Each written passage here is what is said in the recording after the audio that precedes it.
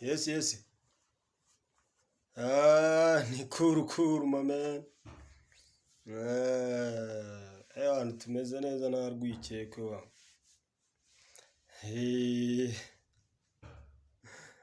apo, ndimi ndazizi. Ikinyarwanda kukivuga neza cyane no kucyandika no kukivuga. English, le français, même le swahili. Hey. Twasoma.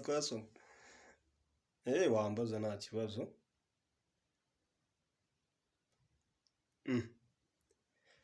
Nzapfa kurya ibishyimbo? Apo.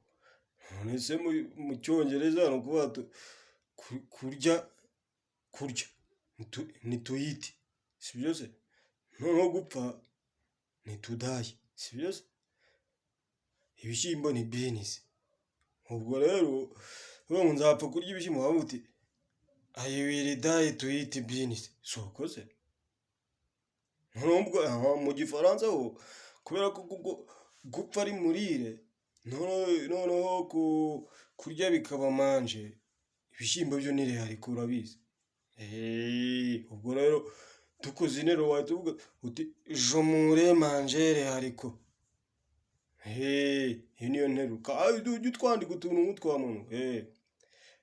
Ubwo mu giswahili rero tuzavuga. Mu giswahili byo ni ibisanzwe, ni nko mu kinyarwanda, tubivuga nko mu kinyarwanda. Gupfa ni kufa, sibyo se? Noneho tukajya kurya ni kura, ni nko mu kinyarwanda urumva ni nko keretse wenda ibishyimbo tuvuga maharage ibyo urumva ko ari maharage, ibyo biratandukanye no mu kinyarwanda.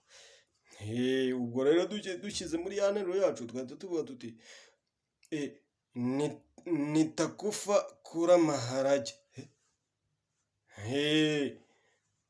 Utuntu tujya twandika ahantu wa muntu ntawe umenya aho bwirageze.